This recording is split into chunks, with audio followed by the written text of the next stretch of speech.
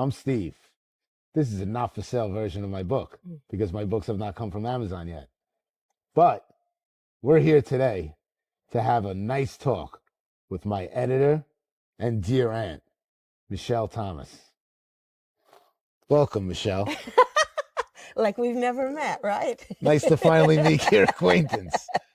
I think I've known you since you were born. I think so. First question, which is on everybody's mind. Oh, At what age did you realize that I was a moron? I never thought you were a moron. I thought you were pretty iconoclastic. Ooh, iconoclastic. Dictionaries, people, they're good for you. Very much an individual, very much your own person. Okay. That's interesting feedback. I recall being told many a time that everything I wrote was platitudinal, Platitudinous. platitudinous. And how can I be iconoclastic and platitudinous Well, alike? no, that doesn't match. But somehow I do it, right? That's how Well, I do it. if you want to be a lunatic, you could be. Okay. Do you think the lunatic runs in the family tree, or is I that think the humor does. the humor? Okay. Yeah. To deal with the tragedy, to deal with the hardships, To deal with anything. to deal with anything. Yeah, even a pizza. Do you think that Charlie Chaplin would be happy with the moron shtick and what we're doing here? Charlie Chaplin wasn't just, sleep on a banana peel kind of humor. Charlie Chaplin did The Great Dictator. His humor was definitely pointed in the right direction Which direction is mine pointed? about society and the criticisms of society. Some would say I'm criticizing Wall Street in the same way, and some would say that by taking a somewhat humorous angle at a very serious concept, such as mental health struggles in the Yes. financial community, Yeah. that maybe in a moronic way, I might be doing the same thing. What would you say to that? I don't think what you're doing is moronic, although that is a really great title.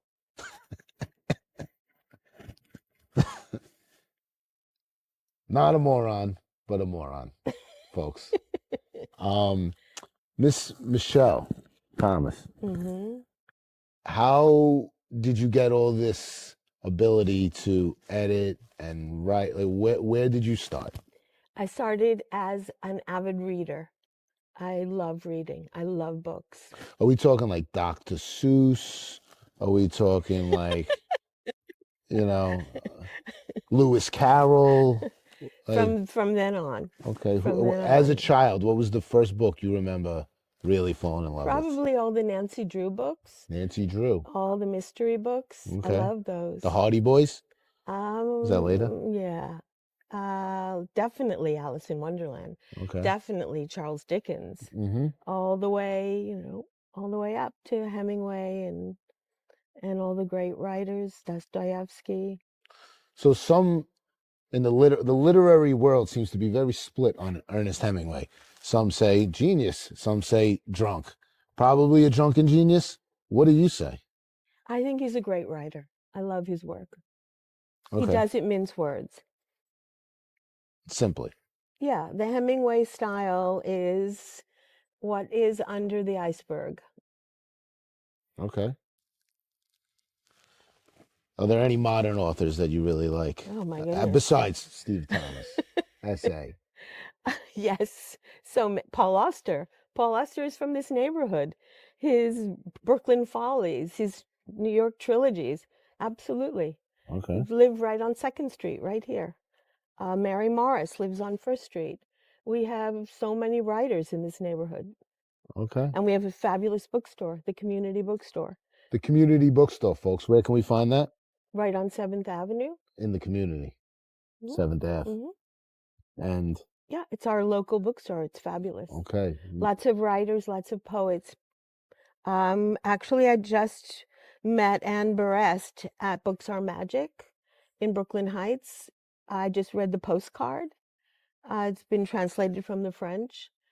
and it's about her family's story Okay. and their lineage and what happened to them in the Holocaust. Ooh, And she just came from France to speak, wow. and I was in the audience. I also go to book readings, and Oh, very nice. What percentage of the Brooklyn population do you wish wasn't here? So, the Brooklyn that you grew up with versus the Brooklyn of now. oh my gosh, night and day. What would you say are the No. biggest changes you've seen in Brooklyn? Oh my goodness. Oh, Brooklyn was basically a slum. It was a ghetto, and people never wanted to go to Brooklyn. It ignored and avoided. And people from Manhattan, I don't think ever came to Brooklyn. It was too ethnic, and there were, too many impoverished areas. And we were called the Brooklyn Bums, remember? Bums. Yeah, bums. Not anymore. Even No, even the Dodgers left. even the Dodgers dodged out of here. Now what are they? Now what's Brooklyn like? Well, I don't know. Brooklyn is the largest borough, so what's it like? This neighborhood, when we first moved here, nobody would visit us. They considered it They were gang-ridden. selling crack on the corner. Yeah. Mhm, Crack. mhm. But it's gotten changed a lot. Yeah. Okay, for the better. How Yes. about the parking? Brooklyn is the only place in the world where you have triple parking. Triple parking, not double parking. Mhm. Triple parking. Well, it got gentrified, and as it got gentrified, people had money, and with money, they bought cars. Cars. Yeah. Stay out of Brooklyn with your cars, all right? Out of here. Forget about it. But we're How we're very lucky though. Our neighbors are so interesting. Lots of writers, filmmakers, all kinds of really great people. how have you been able to maintain an accent of fluidity while your nephew, me, sounds like he fell off the cement truck? Everything depends on, how you see yourself.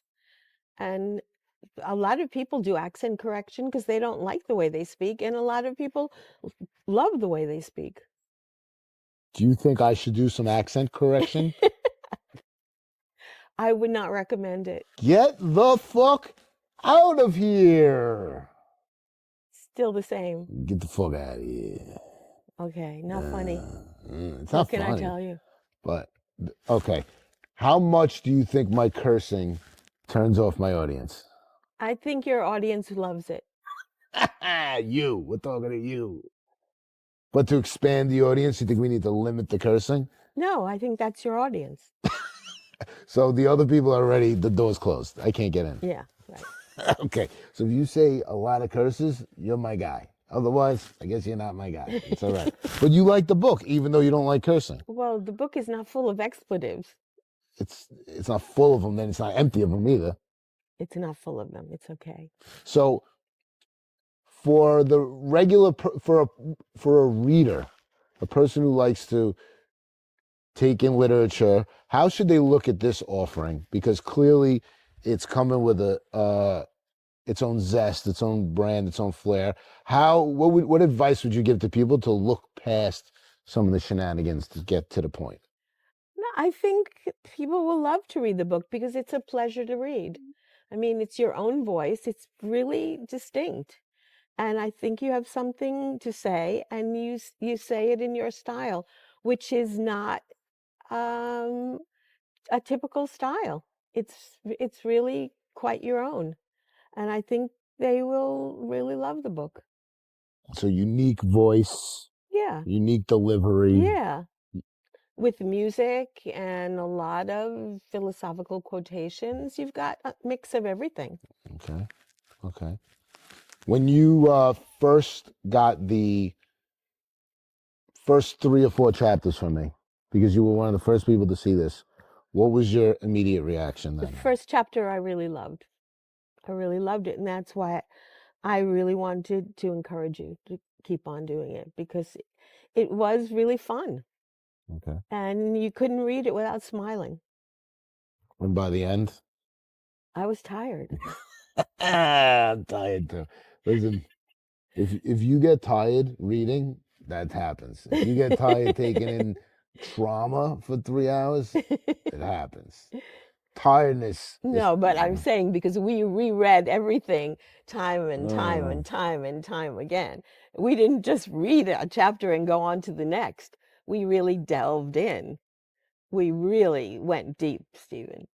people have been asking me, how long did it take to write the book? And I tell them, I wrote it in a week. It took me a year to get it Yeah, out. yeah. Well, So, because inspiration is quick.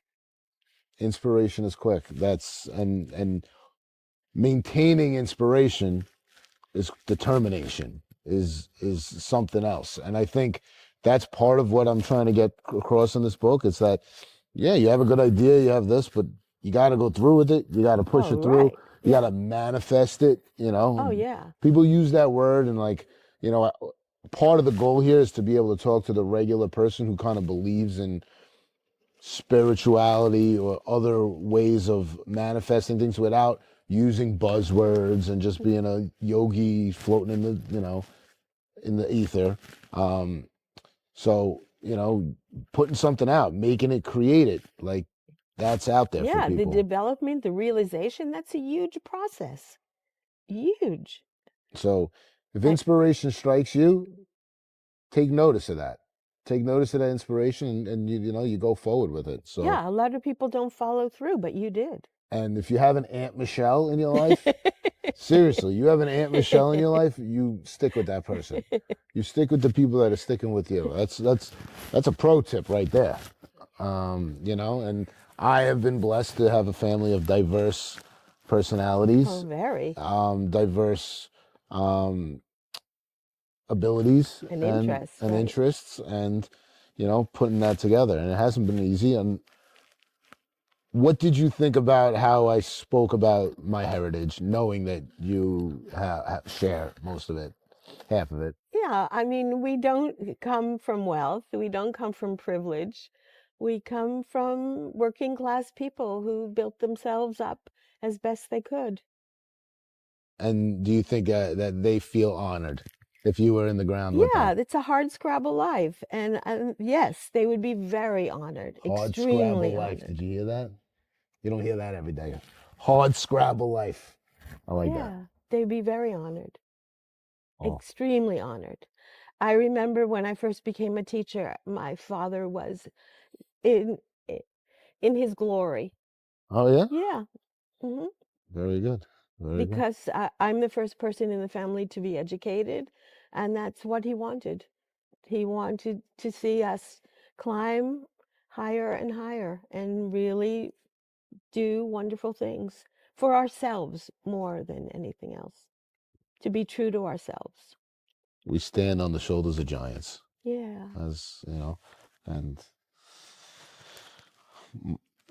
my father didn't get the chance to do that, go to college, Your father is and extraordinary. you know, what should people know about the man who, my father, Randy Thomas, and what He's he's meant to this one? extremely creative, very funny, very open to all changes in life, people in life, and not judgmental, and just so aware.